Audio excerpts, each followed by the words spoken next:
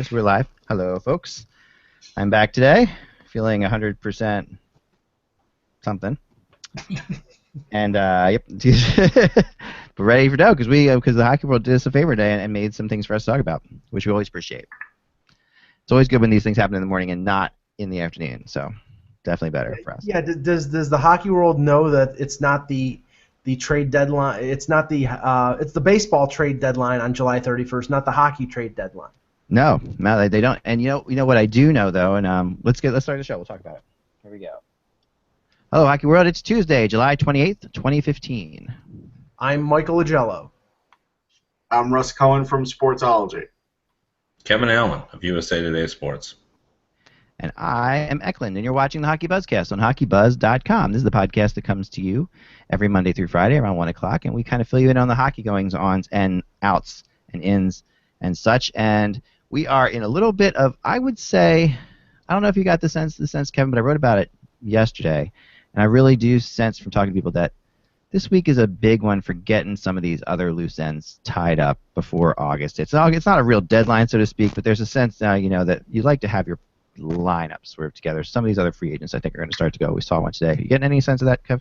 Yeah, I mean, I was on the conference call with Jim Rutherford, and he just talked about, there was a thought that they were looking around for a number 4 center in addition to signing Eric Fair as the number 3.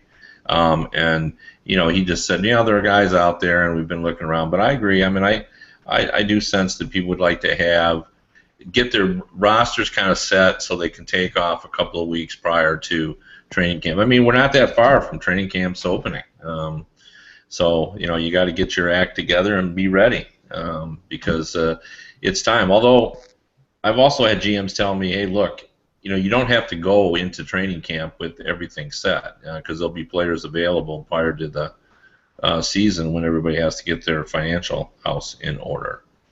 Right. So there is time, and there will be a lot of players on tryouts, a lot more than usual. I think that's for sure. Some pretty good players too, which is going to make things all the more interesting. But yeah, I mean, just going through the list of unsigned, unrestricted free agents. I mean, a guy who was part of both Cody Franzen and Mike Santorelli, who were regarded enough by Nashville to trade their first-round pick. Both players are still unsigned, and it's almost August the 1st. And there's Brad Boyes, and there's a number of other useful players who could be 5-6 defensemen or bottom 6 forwards who teams may go out and say, come in on a tryout contract, like Mason Raymond was a couple years ago. Yeah. Come in, play in the preseason, and if we like you, we'll give you a one-way deal. But there's the amount of cap room that's out there is dwindling. It's minimal. It's very minimal. Yeah. Although there's still room for some of the guys, like Franzen's going to get a contract. Like my sense on Franzen is it's the NHL split between those who think he really is a defenseman worth having around, and there's another group that says what you saw late in the season in Nashville is the true Franzen, where he really didn't and wasn't the type of player they wanted. But there's enough teams that need defense that it's not like he's gonna get a 1-year deal for $2 million. Yeah. It's somewhere so someone's gonna figure it out. I don't know if he's gonna hit the jackpot. With a show of hands, how many people thought Eric Fair was going to get more than $2 million a year on a 3-year? Oh, yeah.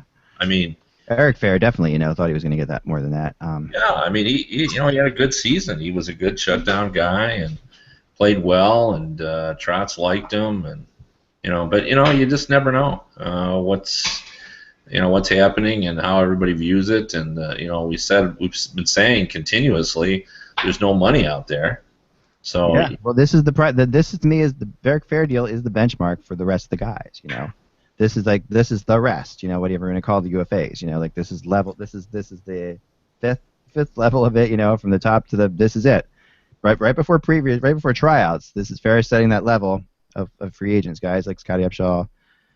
Players like like you just mentioned, Santorelli. They're not going to get more than Fair. I mean, Fair was he's the benchmark for that. Yeah, but the thing is that Jim Rutherford had to shuffle things around to sign Fair. I mean, in the deal that he made with Vancouver, Brandon Sutter was making $3.3 million. He gets back Bonino, who's making less than $2 million. Bonino has 2 years left in his contract, so he saves $1.4 million there. Clendenning might make the team, might not make the team. He's 22 years old, and he's making less than $1 million on a two-way deal. So if he makes the team, he's making okay money, but nothing great. And if he goes down to the minors, then he's not a factor.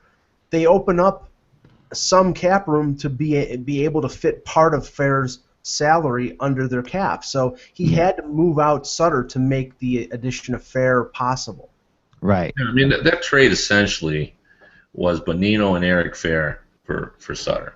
Glendenning's not going to make the team. He's an offensive-minded guy who still needs work on his defensive game. And they got a second-round pick and gave back a third-round pick, but that's what it really comes down to. Rutherford said to himself, "Do I make my team better by bringing in Bonino and Fair and getting rid of Sutter?" Well, the answer to that is yes. Yeah. Because you're filling two positions for essentially the same money. It's about $300,000 difference, but right. But you're taking care of two positions. And to be honest, I think this deal was the first deal that, and we just started paying attention to this, so this isn't really all that dramatic. But I think analytics played a big role in this. And I say that because, we all know that there's been a big move in Pittsburgh to play a puck possession style. Yeah. And I haven't looked it up, but I remember late in the season, Brandon Sutter just had atrocious puck possession. Not a puck possession guy at all. Possession numbers, and Bonino's numbers on the Vancouver team were pretty good. I mean, I think he was just below, and maybe Mike can look him up while I'm talking, but I think he was just below, he was like 5th or 6th or, somewhere in there on the Canucks. I mean, he wasn't with the Sedins in terms of their puck possession numbers, but, he was up there. So the way I view that trade is, and, Russ is the guy to address it, but, my take is Sutter is the better role-playing center, the perfect number 3 center in my opinion, and Bonino is the more offensive guy. And I see him, even though he is a center, I see him competing for one of the wing spots on either Malkin or Crosby's line. If we look at Malkin and Hornquist are going to play together because they played so well together, and Kessel's going to play with Crosby. That leaves 2 spots open. We no longer pencil Kunitz in. So you got Dupuis, presuming his health is fine. We've got Plotnikov, the Russian, who we think is going to factor into the Malkin sweepstakes. David Perron is there, and then you got Bonino. And, Rutherford even said today you can't rule out Eric Fair moving into the top 6 as well. I mean, he played wing most of his career. It was Trotz who pushed him back to center. So anyway, let's let Russ talk. Russ, I wanted to ask you this. Russ, this has a lot. I mean, the Penguins went from a team that we were talking about having serious issues, and they just added another line. Essentially, they added a whole line to their team. They did. And when you Kessel, Fair, and Bonino, it's not a bad 3. I mean, you're talking about 3 definite top 9s, arguably top 6 players. And Bonino, remember last year in the beginning of the year we were talking about Bonino was playing better than Kessler was playing in that trade? I mean, I remember that. What are your thoughts on this whole trade, Russ? I mean, I get the change of style, and I get the players they got. Yes, Sutter is the better player, like Kevin said.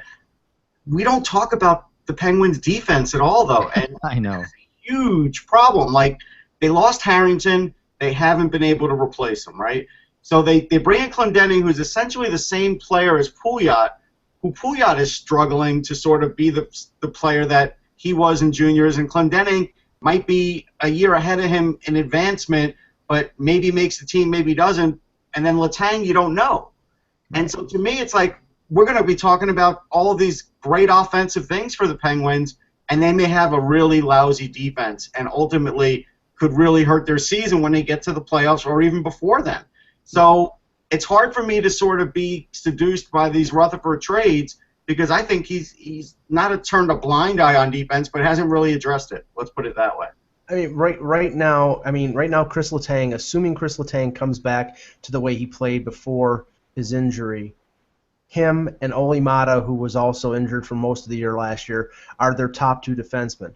arguably, you look at their depth chart in terms of defense. Their number 3 defenseman is Ian Cole, and nothing against Ian Cole, but he's not a number 3 defenseman.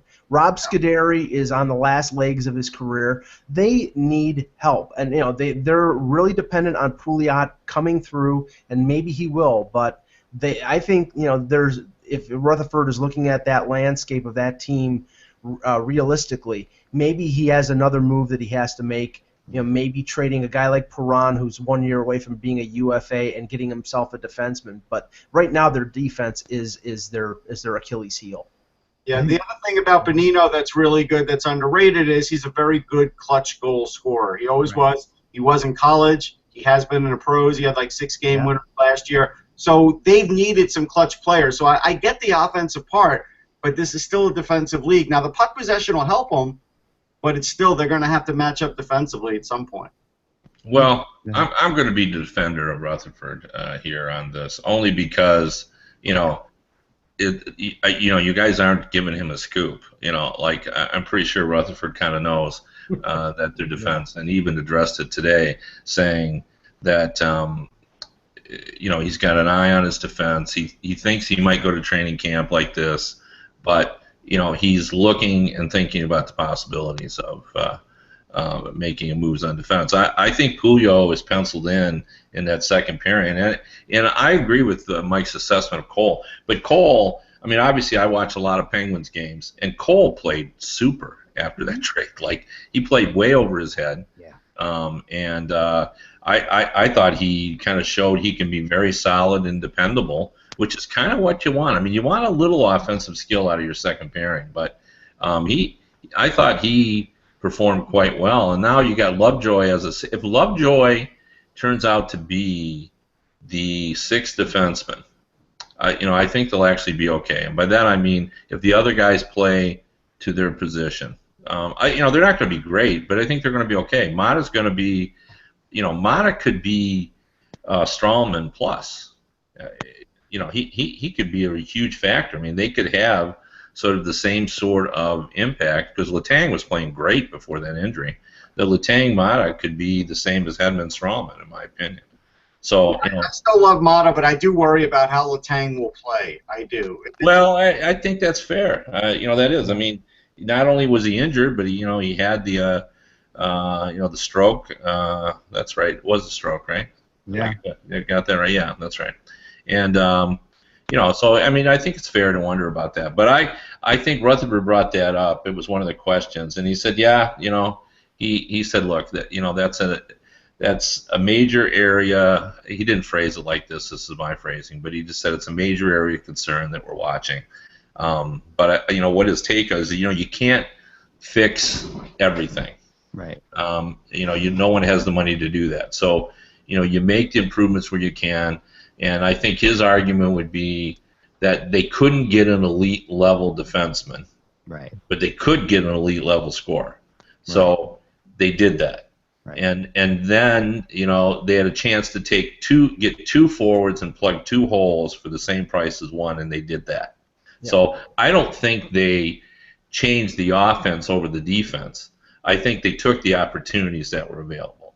Well, can I just say this about the flip side of this deal? I still don't know what Vancouver is doing, because I like Brandon Sutter. I think he's a good quality second, third line guy. He's 1 year away from being a UFA. I would assume that Vancouver is going to try to lock him up on a long-term deal. Right. But the core of that team is the Sedins. They got rid of Bieksa. They're sort of a team in transition. And, right now the major portions of that team are over the age of 30. So I really don't know the direction that Jim Benning and Willie Desjardins are going, because, I think Sutter is a good addition, but he's not a core player. He's sort of like a, second, third line guy, and he's young enough that you can build around, but he's not, I don't know where that team is going. I think they were disastrous on UFA Day, and as far as trades go, and as far as all the stuff that they did. I think this is the first thing they did that made any sense to me. They are a team that still thinks their window's open. They're playing like a team they're playing this like a team that's window's open. I think that's great. And Desjardins showed last year he could get a lot out of that group. You know, and he's a really, really underrated coach for last year. In fact, one of my talked about when we do our little coach of the year type things, I want to talk about him a little bit more because I really like what he did. He brought a lot to the table. Now he was such a good relief after what they'd been through before, but and that sort of faded away as the year went on a little bit. But I think that what I feel is happening, and this is just another step in this. And I've been meaning to write a blog about this. Is I think we're seeing the teams who got to the finals in the East and the West in a way defining what the teams in the East and the West are doing. Like you're really seeing the West getting grittier and tougher, and really the West is becoming the conference where you get like Sutters. You got to get a Sutter. You know, you get to get the Sutter. When you get a Sutter, you're going for a specific thing. You know, you're getting all that heart, all that grit. He's going to score goals because he's going to will himself to score goals. You know, that's what's going to happen. And they got Brandon Prust too. Brandon Prust. Look at what LA did with Lucic. The whole conference seems to be gearing up for like a war, and the East is gearing up for speed. And Kevin. Well, I'm going to tee it up for Russ right here in a second. But first, let me say just two things. I think we're making this a little bit more complicated than it needs to be, and I'm going to let Russ talk about that shortly because I'm going to name what this is about, and he's going to be able to talk about it better than I can. But the strangeness to me of this trade is the second-round pick going to Pittsburgh. Because didn't we hear Benning say multiple times that he was trying to pick up more second-round picks? That he felt like they didn't have second-round picks; those had been traded away, and that's sort of how you build the team. And then he trades. Now he gets the third back, so it's not so dramatic. But I just thought that was kind of an oddity to trade. But this trade to me is simple for two reasons. One, for very much what you said, they're just still trying to replace Ryan Kessler, and Sutter is a poor man's Kessler. And they wanted a third center. He's perfect. The West is tough. You got to have those. But really, this trade to me, and this is what I want to tee up for Russ, is that it's about Horvat. Now they've created an opening on the second line for him to get in and get a real opportunity to get power play time. And I've seen him, but not enough to know, and I think Russ can speak to his potential better than I can. Yeah, Horvat can definitely be a better scorer than what he's been able to do. And he is a guy that can play near the crease area, has a good shot down low, and if he got a lot of power play time, could definitely be effective. Also, Sutter really helps their penalty kill. I mean, he's a tremendous penalty killer. He was giving the Rangers fits in the playoffs. I mean, he really was. He was shutting down a lot of their guys, and that's sort of like an underrated part of his game because everybody's sort of looking for the offense, and yes, he's a skater, but he also is a terrific penalty killer. So I think it does give Bo Horvat, though, a chance to really shine, and that is something that will help him. The second-round pick, I can't even justify. Like, I just, why would you do that? I don't even know. Why did they have to do that in this deal? It feels like Benin, it was perfectly fine. Rutherford's a great horse trader. I can just hear Jim saying, all right, I'll do this, but, you got to throw in a second-round pick. I'll give you a third back, but I need that second-round pick. Sutter is a better all-around player. You get more. Bonino's a little bit more one-dimensional, and I think Bonino's a better offensive player, but Sutter gets his goals, and what did he get last year? He get 20 last year? Yeah, 19, 20, yeah. Yeah, so I'm sure that's what it came down to. Him just saying, look, it's not fair, because Benning really was not really a factor. They did bring him in thinking he was going to play defense. So he's going to the AHL. But just to illustrate the point, the Sedins, Radim Verbata, Alex Burrows, Chris Higgins, and Prust are all over the age of 30. Ryan Miller is 35. So the core group of this team is not 30, is in their mid-30s. So all right, but wait. But the other thing, so we're not mentioning Jake Virtanen, their first-round pick from a couple of years ago, who practically made the team, but because he was coming back from the shoulder injury, couldn't possibly, right? But he was great in camp. So what if he makes the team this year? Then all of a sudden that's going to drop that, and it's going to give him top 6 minutes too. So I don't know if they're looking at that, but I have to believe there's a possibility for that. Yeah, that and yes, and also on the other side of things, is this a statement on Bo Bennett at all? I mean, Bo Bennett, they've gone out and they've gotten all these forwards. They re-signed Bo Bennett to like an $800,000 contract, right? So but I don't. Isn't he one of those guys, Russ? It has to be a top 6 guy. He doesn't have to be. I think he could still be a third-line guy, but I think he's going to have to just show what he showed a couple of years ago. I don't think a lot of these spots are in stone for the Penguins, and maybe if Bo Bennett does step up, and then maybe Kunitz becomes available. I think that's what you would sort of look at. I talked to somebody about that today, and when I talked about and everyone underneath the point what you were talking about before with the defense of Pittsburgh, I talked to somebody today, and they said basically what I think Mike had said, or one of you guys had said, is that this does open up the ability to either trade, David Perron, and just trade him for not much, but just the cap space, which then they could turn around and actually sign maybe a Cody Franson, or maybe they could sign another defenseman by just getting a little bit more cap space together. I've also heard Jordan Leopold's name mentioned, connected with them too. That he's a 5'6" or whatever, but he still has some game left. So, but that could be a deal that's made closer to the deadline, because if they play Perron in the top 6 with Malkin or Crosby, and he puts up big numbers like he did after the trade, he's an expiring contract. He's a rent-a-player. They could flip him at the deadline for another rent-a-player or for a draft pick, and then use the draft pick to flip for a defenseman. So they have options there. They don't have to make that move now. And like Kevin was saying, they can find out whether Pouliot is ready for prime time, and if that defense can handle the pressure that it'll be under. Yeah. If he's not ready for prime time, they're in a spot of trouble here. That's for sure. I'm with you on that, Russ. Because I don't love their defense either, but I just think I'm a little less. I don't think there's quite the urgency, just because I think Ian Cole can hold it together a little bit. And their defense was not great last year. But he can play better than he played. But right? I want to just tell the story a little bit about Bo Bennett. And I just looked it up just to see. There was a period last point where I asked a question of someone within the organization about Bo Bennett, and he goes, "What is the media's fascination with Bo Bennett?" He said, "Bo Bennett has 8 goals in his career. 8 goals," he said. Now, I looked it up, and he has 10 now and 91 goals. He said, "Hey, look, we're a little bit fascinated by him, but we're watching him. But we have never projected Bo Bennett to be, any like that he's the savior or anything." He said, "But the media always is fascinated with Bo Bennett," and I really didn't have an answer. Why? Was it because he's a Californian, or I think his path. I mean, he was a BCHL guy. He's a Californian. He does skate well. He's got a pretty good skill level. Like, if you give him power play time, he does move the puck well. Like, I've seen him move up the ladder and watched him even in the AHL before he got to the NHL. And so I think people saw that ability there that hasn't taken the next step yet, but was there. Yeah.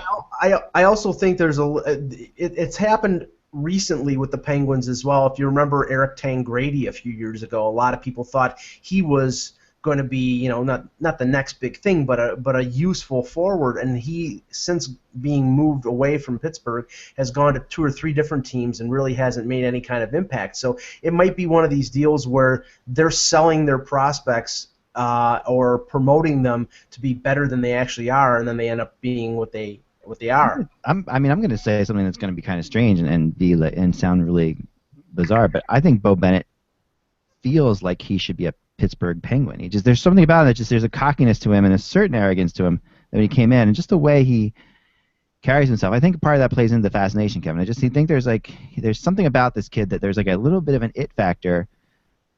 Maybe it's from being from California. I don't know. It's just there's something about him that makes you feel like, okay, yeah, this guy is a Pittsburgh Penguin. Yeah. Well, if he's a Pittsburgh Penguin, he's going to be a third-line Pittsburgh Penguin. Right. No, there's no question. I don't think he's in the mix to try to win a top 6 forward spot. But, he's a pretty decent-sized guy. And but here's a guy that Arizona should look at, and in my opinion, if you're Arizona, this would be a great guy to grab. And Arizona has so much defense; they could throw a defensive prospect back the other way. He might be a Penguin, but he might be a Wilkes-Barre Scranton Penguin. Yeah, perhaps. He's sort of caught in between. I think he's better than that. Yeah. But I think he could play the third line. I do. I've seen him play enough. Yeah. Well, he was working over the summer. I was reading something like he's working with a new trainer. He's got a nutritionist, that kind of thing. So there's obviously something he's trying to end in hopes of ending his injury woes. They were saying. So. Here's a question I've always wanted to ask, and I've never done it, and I should. In fact, I'm going to do it this year. I want you to remind me of that. Yeah. You know, and we'll get a talent guy like Russ to weigh in on this. I've often wondered, you know, we get role players to play, you know, in the NHL to play a specific role. They're checkers. They're gonna, and they're just supposed to hold their own. But invariably, what happens is they end up playing against the other team's fourth line. You know, I mean, we all sort of have seen that phenomena happen where, you know, you're watching the game and it's their fourth line against their fourth line. You know, so a lot of coaches would rather just have that sort of situation. So rather than put these, you know, 3 checking guys, and you know they're only playing 8, 9, 10 minutes. What if you took your best scoring line at the AHL and plugged them into your fourth line? Now, I say that because you remember the kid line in Edmonton in 1990? Yeah. With Graves and Jelena, and you know, they were the fourth line. Yeah.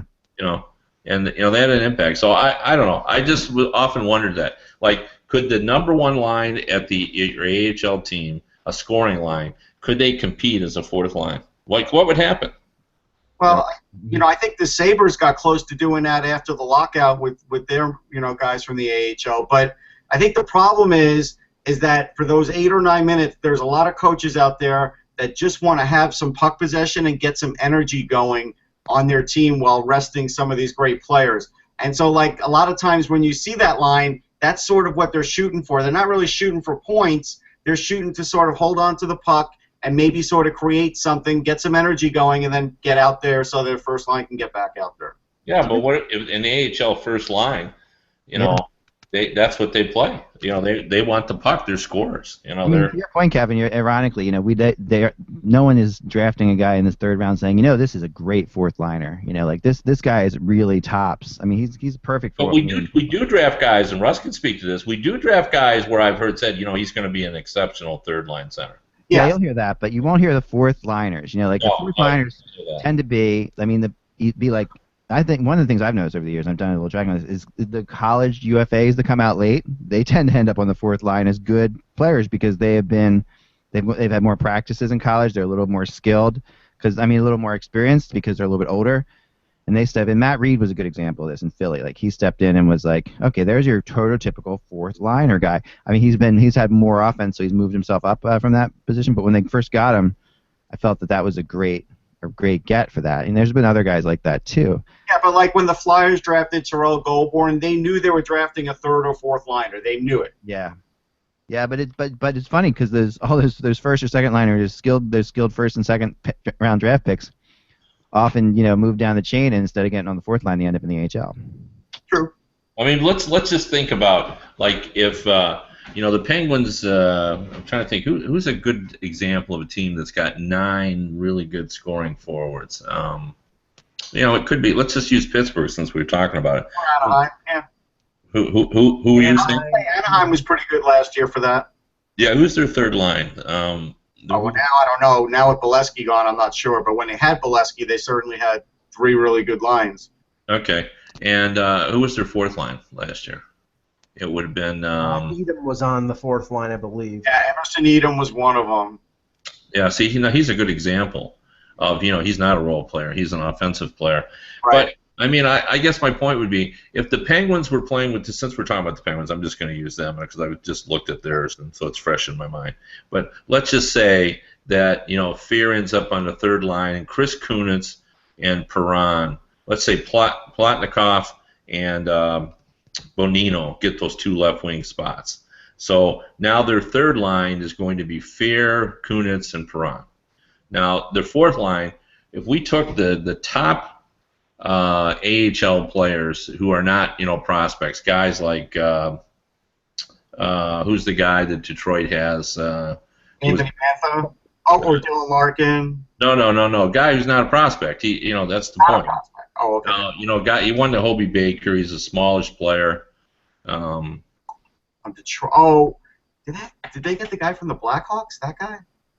He's not the Blackhawks. He ended up in Arizona. I don't know. I'm blanking. Anyway, if you took the best 3 AHL guys who are not considered prospects, they're just good AHL players, and you plugged them in and played them in the fourth line, because they'd be cheap players, for their chance to play. Like, would they not be better off than if they just plugged in guys who are just plumbers who are?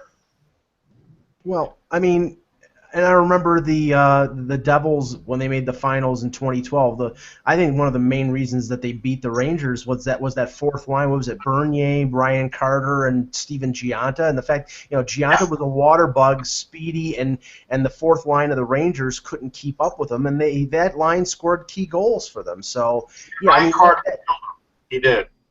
Yeah, but I mean that disadvantage can give you a leg up, but the thing is, with most of these AHL forwards who are coming up, I mean, there's the exception to the rule, but most of these top AHL scoring forwards, defensively, they're usually, below par. And if they are below par, then they may be creating more problems than they are solving things. So I don't know if that is the way to go. Yeah, no, I'm just playing devil's advocate because I don't know the answer to this, but I've often just sort of wondered, because in the olden days it made a lot of sense, because oftentimes your checking line did check your top line in the old days and in yesteryear, where you have, you just have shadows. You'd bring in some guy and he would, you'd put him out against the top scorer. Well, here's a good one for your argument. In 2011-12, you could have had Tyler Johnson, Andre Palat, and whoever their other guy was playing for Rochester or whoever. Not Rochester, Norfolk, whoever Tampa, Philly, I guess it was Norfolk back then. Yeah. And whoever that third player was and brought them up, and they probably would have been fantastic, right? Because two of them are two of their key players now. Yeah, it was like that kid line with Jelena and Murphy and Graves, Yeah. I think it was Richard Panik, actually. Yeah, so Panik is another guy that's made it. Yeah, so so that's your argument. Right. I don't know if every team could do that, but some teams could do it. Well, I'll throw out this team. I mean, if we're talking about the top, the depth chart and top four lines, I think you got to look at the Rangers, really. I mean, they don't have the top lines, but they have legitimately. Yeah, JT Miller, I think, was on their fourth line. Yeah, right? they're like their left wings are Nash, Kreider, Edem, and Glass, right? Yeah. Right wings are Stepan, Brassard, Hayes, and Dominic Moore, and possibly Lindbergh. We're talking about him too. But that really isn't my point, because but Tanner Glass is a role player. Right. Yeah, but he can. No, but if they took out Glass, which they did do at times last year, right? If you went with Edom, and then depending if Moore is a third line or fourth line, or if Lindbergh's a third or fourth, you could go with Lindbergh because he played in the AHL. So then you probably could make a case that that's close with Miller and Lindbergh. Right. And whoever the other player is going to be, it's probably not Edom, because Edom's probably going to have to take Hagelin's spot now. But if he can, could it be Ryan Bourque or somebody like that? I don't think it could be Ryan Bourque, but it'll be somebody. But they were close last year. They were close to having a really productive fourth line. I agree, but they didn't all play together like Kev said. But again, you could do that. I mean, it's not impossible. I definitely see his point. I do.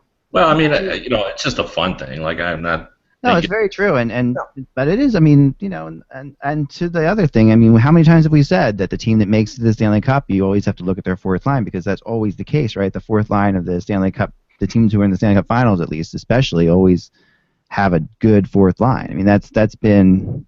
I mean, I used to I forget what coach. I think it might have been Pat Quinn who did this a little bit, where the fourth line was like your role players, where you had like a really good penalty killer on there, a really good power play guy on there. Well, I like that concept. Not like that anymore, though. They don't do that anymore. And it's the idea of playing, a defensive specialist against a top scoring center. That's gone by the wayside. There's you match power against power usually. I mean, there's a little bit of tweaking.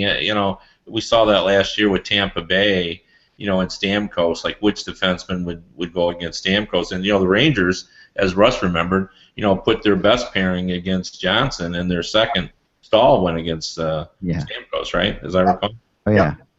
So there's always those kind of issues, but it's certainly I just have always wondered about that, whether, we just say, hey, just take your 12 best forwards, and put them out there, as opposed to, well, let's get, because you do. I mean, you're looking for that energy guy, you're looking for that defensive guy, but why does the fourth liner have to be a defensive specialist? What if he's offensive guys? Or a one-dimensional crash and bang guy. I think the era of the Patrick Coletta and a guy like Zach Sill is over with, and you have to be able to have a player on your fourth line who can either play special teams or score more than 1 or 2 goals a year. That's why you're seeing the death of the enforcer in this league, because inherently these guys, all they can do is fight. If you have a guy who's multi-dimensional, who can kill penalties, who can play a regular shift, can play 7, 8, 9 minutes a game, then he's useful. But if he can only go out for a minute or two and throw some punches, then that's a waste of a roster spot. And coaches can't deal with a player who only plays 1 or 2 minutes while everybody else is playing 10 to up to 25. Yeah, but that's a given now. That's really gone by the wayside. The fighter guy, he's really gone. But I think it even goes beyond that. I think, to me, I would want guys who, the one phrase, and I'd be interested to get your take on it, that I've always hated as a writer, is when a guy says, it's a bonus when I score a goal. I hate that. Yeah. Your job is to get a goal. Yeah. Yeah, no, they I know, but it's funny because when you talk to guys too, like I remember doing the interviews when I drove around in my car for Comcast, and one of the ones I did was I forget who it was. It was one of the rougher guys, and I was kind of surprised when one of the fourth line guys to talk to him. He said, well, yeah, in juniors I was like a scoring machine, he said people. Everybody scored. Right. I mean, he said, yeah, because these guys make the NHL. They're not. It's not like they're not used to scoring goals. I mean, they did score goals like crazy at one point to get to the NHL. Well, let me tell you a story about that. And Eck, you're not there, but you're closing in on it soon.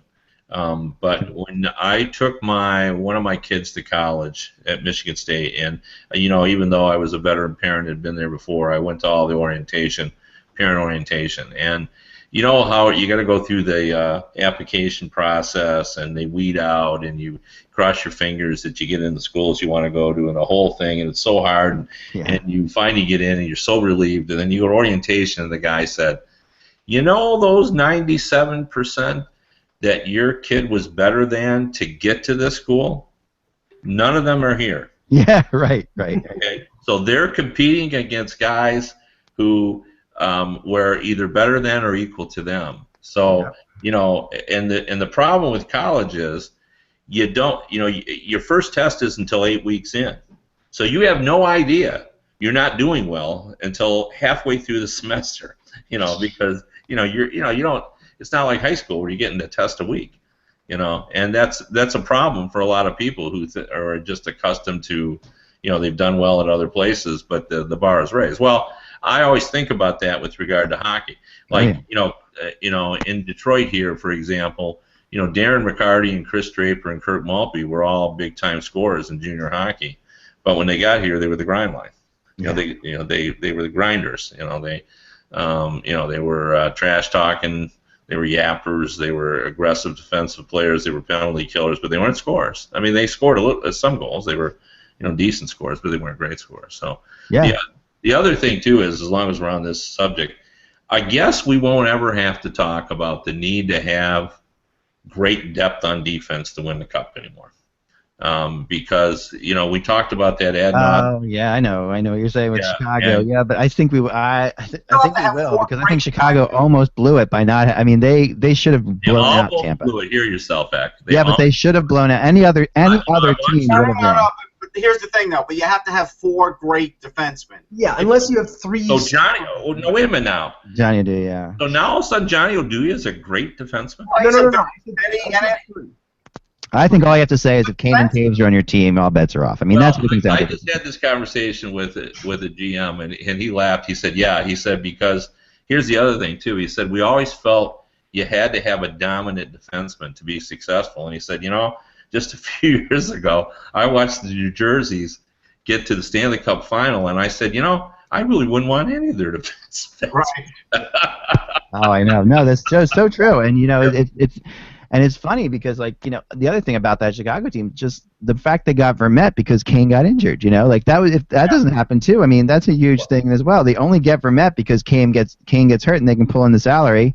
I mean, the exception to the rule is if you have half your defense playing 30 minutes or more a game, then that's an exception. Then you don't have to have a deep top six. But the depth that they had on deep, when they had guys that were just hurt. But that's the point. They still had after all the defensemen they had that were hurt, they still had 4 guys they could count on. Well, obviously Seabrook and Hiljarmussen didn't play, but I'm pulling everybody's. No, you're right though. No, but if it's a copycat league, so sometimes But I agree completely with what both of you, all 3 of you, are saying. I mean, to me, it's those 3 guys. Johnny Oduya is a good player. He's very dependable. He knows what he's doing. The big thing about the Blackhawks is, and I said it all the time during the playoffs, their number 1 skill is they know how to win. Now, you can't define anything else. They know how to win. They have survival skills. They hang around. They play with you. They do what they need to do just to hang with you. And then somewhere along the line, they figure out how to beat you. Well, they know how to win, and they know that they are going to win. They have confidence, for sure. The confidence is just enormous. You can't get around it. I wanted to just tell you could have Lindbergh, Fast, and Miller as the Rangers' 4th line. If you took Tanner Glass out of the mix, that would probably be one of the better ones. That's exactly what I'm talking about. Because that line, nobody on that line is going to say, it's a bonus if I score. Right. Those are all guys who are used to scoring. So I'll say this, and there's no way to quantify it. I think the Blackhawks definitely benefited from the fact that they had won 2 Stanley Cups and had the experience of going through the playoffs to be able to handle the shortness, which is, I don't know if that's a word, on defense. If they had the defense last year in 2010 when they first won the Cup, I don't think they would have won over the Flyers because they were shorthanded. They were having to play Trevor Van Riemsdyk and Rundblad and guys who are not very good.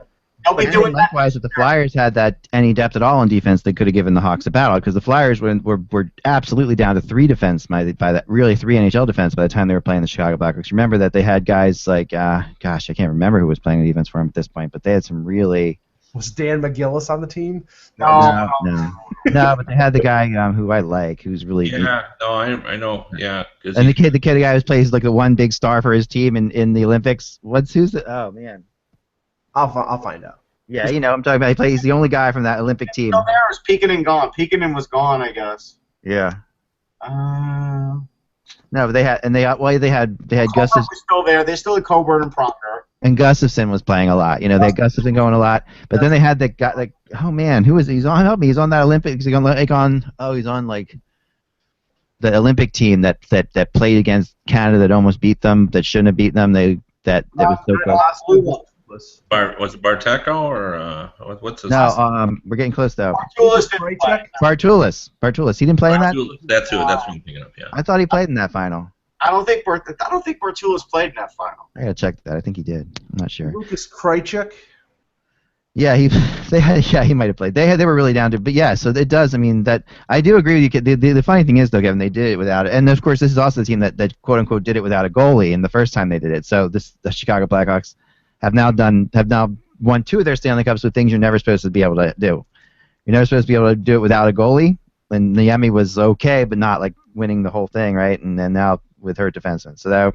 Well, I mean, look, I bring it up just to stir the pot, but I think it's a good one. But you've got to really, you got to build your defense as if you need all 6 guys, for sure. And to be honest with you, I think one of the strengths of that New Jersey team that got to the final was, they didn't have a star defenseman. Like everybody just sort of knew their job, and they were very consistent. They didn't try to bite off more than they could chew. They didn't take chances. They played a very steady kind of defense. And what was really funny to me was, if you remember, one of the discussions during the final was the fact it's too bad that the Johns kid hadn't broken his leg because he probably would have played. Well, then they traded him. Right. So I don't know how good was he if they they threw him into the the Dallas Stars trade. So before we get out of here today, which we're about to get out of here, this is a picture. I don't know if you guys saw this or not of this is pretty cool, pretty funny, of Crosby and McKinnon working the Tim Hortons drive-through up in Canada. So, I don't know. I guess, everybody needs a summer job, so there they are. Is that like in Cole Harbor? Yeah, it's probably it's got to be up there in Cole Harbor, So you're out there just to get a cruller or whatever you get at Tim Hortons. Well, Russ, we know Jeremy Bracco is not going to be going there because he's allergic to Tim Hortons. Right. Yeah, he's allergic to donuts. I broke that in the NHL draft. He's allergic to donuts? Well, because he came on our show, and I said, you just got drafted by Toronto, which is the donut capital of the world. What's your favorite donut? And he goes, actually, I'm allergic. Wow. I'll take this. Actually, Hamilton, Ontario is the donut capital of the world. Is it? Okay. Yeah. I just see so many in Toronto that they sell more donuts per person than any other city in the world. Wow. Yeah. Wow, that's something. So. And I drive through Hamilton all the time, so the jig is up. There you go. And to further our point from earlier today, there's a really good tweet out there by Scott Wheeler, and he says that when you look at the Canucks, they've traded Luongo, Schneider, Kessler, Bieksa, and Lack, and a second-round pick for Markstrom, Horvat, Spiza, Sutter, Dorsett, McCann, a third, and a seventh, and of course they retained a lot of Luongo's salary. All right, so Eck, you're right, by the way. Bartulis got in 347. I forgot about his 347. All right, sorry. I just remember he was on. I remember they called him up. Krejcik got 718 in that last game. Who did? Lucas Krejcik did get 718. Those guys would have fit in great as the third pairing on the Blackhawks. Yeah, they would have. Well, I really like Bartulis, too. I think Oscar Bartulis is a great guy, great person, top yeah, guy. But look, Matt Carl played 30 minutes, Pronger played 29, Coburn played 29, and Timonen played 27. Yeah, so they were... Well, the one thing that, one of the issues that we talked about a lot, and I thought it was interesting because the players had it completely different. We talked about whether that Duncan Keith would get tired, and every player that I talked to had the same reaction. They just laughed. I know. We played over 700 minutes. It was like something that hadn't been done before. It hadn't been done before, but it's like when I was talking to I'm trying to think. Who did I talk to? Anyway, he made the point. The reason why we don't play more minutes is they won't let us. You know what I mean? Like right. Players have always felt they could play more minutes. They just don't get the opportunity. Yeah. Oh yeah, no, that's so funny. That's exactly. And Duncan Keith did say when he was asked, he did look like we all had three eyes, saying, I've been doing this since I was, 14 years old, or 13 or 12. He's always. This is what he does. I mean, this is what he does, right? And yeah, Duncan Keith could play all day. There were some moments towards the end of that series where you were starting to see. There was no moments. There was no moments with Duncan Keith. There was, and it was in the final game. I think Tyler Johnson broke his wrist, I knew Chicago had clear sailing. Like, it was at that point you were like, Johnson can't even be that effective. Forget it. Chicago can smell the blood in the water. If they had all their defense, it would have been a 4-game series. If you remember in 2007 with the Ducks, I mean, Pronger, Niedermeyer, Boschman were the ones who carried the load, and the bottom half of their defense were guys like Kent Huskins, Sean O'Donnell, and Joe DePenta. So I have a feeling that Pronger strategically placed some of those suspensions so he could get a couple games worth of rest. Yeah. All right, guys, that's all the time we have for today. We're going to let everybody get back to work. Break time is over for your Hockey Buzzcast, but we appreciate you talking to us on a hot summer Sunday, Tuesday afternoon. I'm sorry. Too much stuff going on through my body right now, and it's all, believe me, it's all prescribed. Without the buzz, it is just hockey. Talk to you soon.